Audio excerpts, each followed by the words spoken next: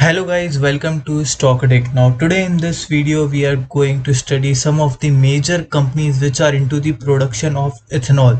So why is it important for us to know about ethanol? Because recently government of India announced a ethanol blending policy in which they plan to raise ethanol use in petrol and diesel from current 7 to 8% to 20%. So guys इसका मतलब आप समझिए कि जो petrol diesel होता है उसमें ethanol mix किया जाता है. इवन यूएस में भी 98% ऑफ द गैसोलीन में इथेनॉल होता है और वहाँ पे क्वांटिटी अप्रॉक्स 10% रहती है और 90% गैसोलीन रहता है. वैसे इंडिया में भी अभी 7 to 8% इथेनॉल मिलाया जाता था पेट्रोल में, लेकिन गवर्नमेंट ने डिसाइड किया है कि अब ये क्वांटिटी को वो 20% करेंगे. तो इससे आप सोचिए कि इथेनॉल का यूसेज कितना ज़्यादा बढ़ जाएगा.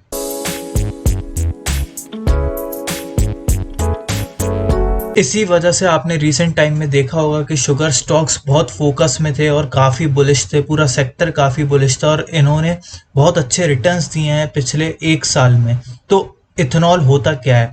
So ethanol, which is also called as ethyl alcohol or grain alcohol, is a clear and colorless liquid, and its principal usage includes industries like alcoholic beverages like beer and brandy, but it is also used in personal care, beauty products, paints and fuel.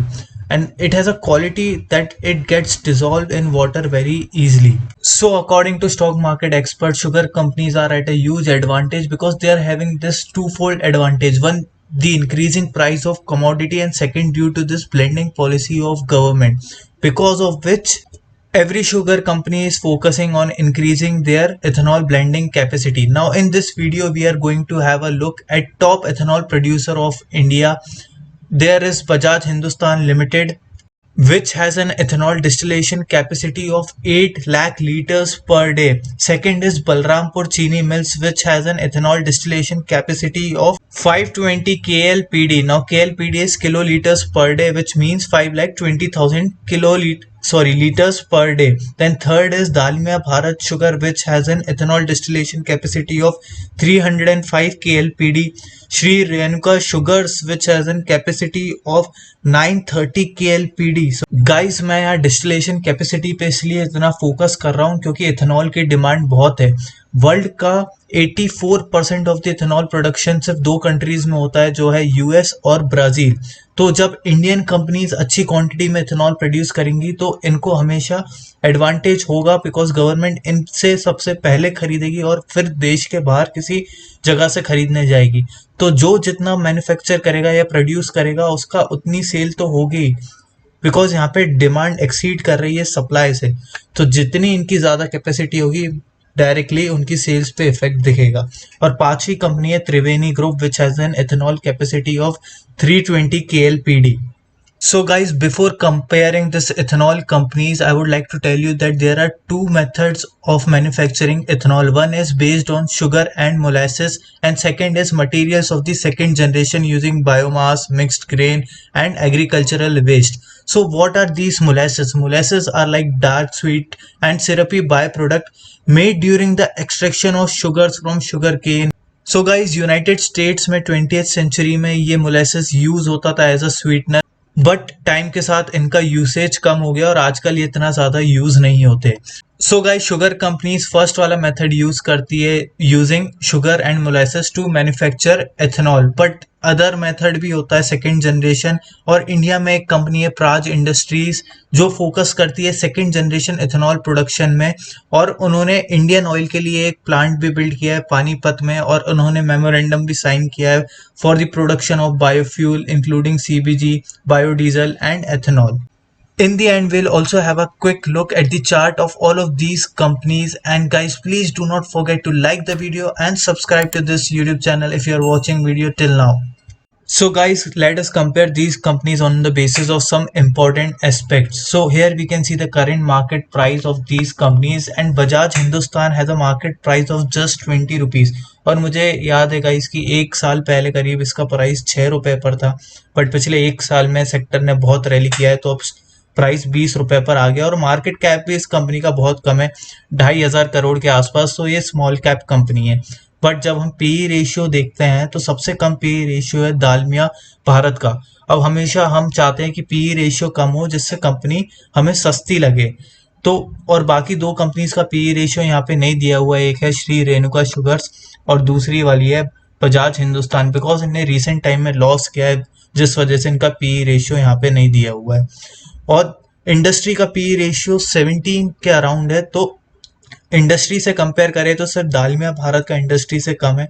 त्रिवेणी का almost industry के बराबर है, वहीं बलरामपुर चीनी का industry से थोड़ा ज्यादा है। But when we look at the market cap we can see the highest market cap is of Shri Renuka Sugars around 13,000 crores. And guys, when we look at the return on capital employed, we can see that every company has this ratio greater than 15%, which is a good thing. But when we look at Bajaj Hindustan, its return on capital employed is in negative. Highest is of Triveni Engineering Industry around 19%. When we look at the profit growth in the last 5 years, ये average growth है कि हर साल कितनी growth है। अगर हम पिछले 5 साल की प्रॉफिट ग्रोथ को कंपेयर करें तो हर साल की एवरेज कितनी आएगी। तो यहाँ पे गाइस देखिए, त्रिवेणी इंजीनियरिंग इंडस्ट्रीज की हर साल की प्रॉफिट ग्रोथ 100% से ज्यादा, इनफैक्ट 107% है। ये ट्रिमेंडस ग्रोथ है। सेकंड हाईएस्ट है दालमिया भारत के अराउंड 40%, देन बलरामपुर चीनी, और बजाज हिंदुस्तान ने तो यहाँ पर भी नेगेटिव ग्रोथ दिखाई है। तो हम देख सकते हैं फंडामेंटली बजाज हिंदुस्तान काफी वीक कंपनी लग रही है। इवन जब हम डेट को देखते हैं तो बजाज हिंदुस्तान पर डेट सबसे ज्यादा है 2.11, least debt is on Balrampur Chini around 0.12। So guys, sugar companies में डेट काफी कॉमन है पर बलरामपुर चीनी पे काफी कम डेट है। इवन दालमिया भारत पर भी कम डेट है 0.15। और जब हम ऑपरेटिंग प्रॉफिट मार्जिन देखते हैं तो दालमिया भारत, बलरामपुर चीनी और त्रिवेणी इंजीनियरिंग का अराउंड 15% है, बट सबसे ज्यादा दालमिया भारत का ऑलमोस्ट 17% हम कह सकते हैं। बजाज हिंदुस्तान का काफी कम मार्जिन है, 4% से भी कम, और श्री रेणुका शुगर्स का भी 6% है। Bajaj Hindustan has the least promoter holding less than 25%, but Dalmia Bharat has the highest promoter holding around 75%, which means around 3/4 of the share are with the promoters itself. Even Triveni Engineering and Sri Renuka Sugars has good amount of promoter holding.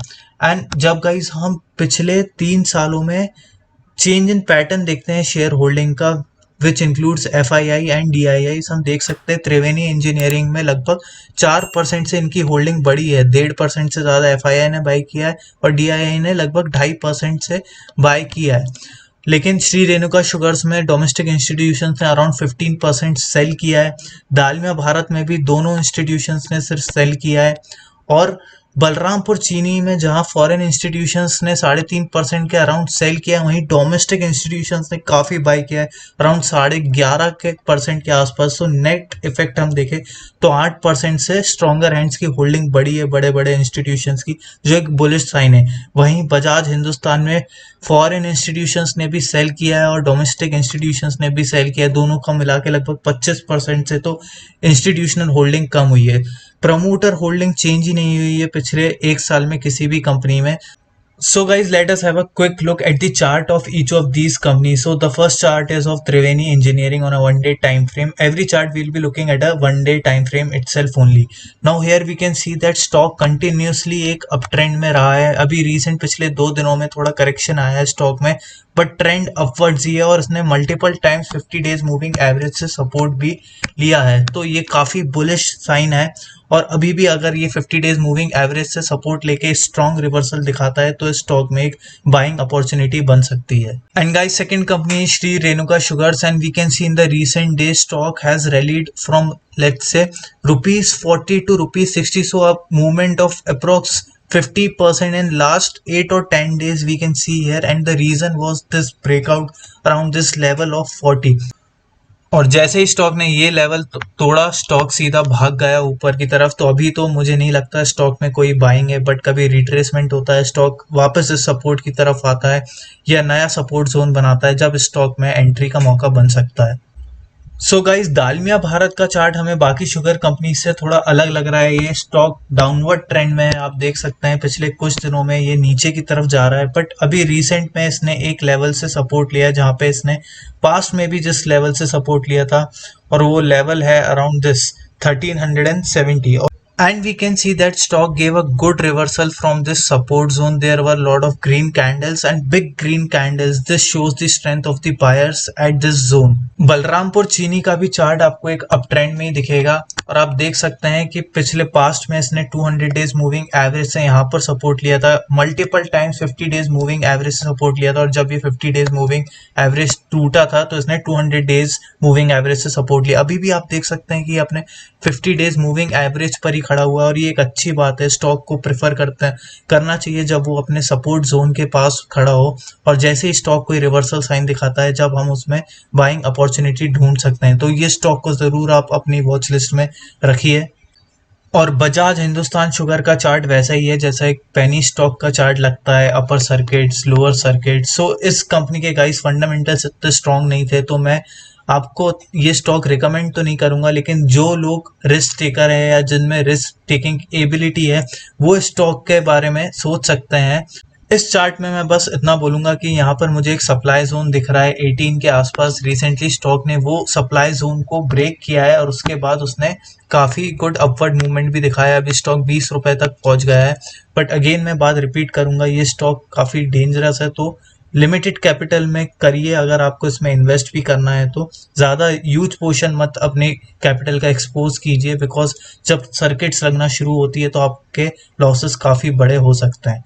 So guys, if you found this video helpful, then please don't forget to like the video and subscribe to this YouTube channel. Thank you.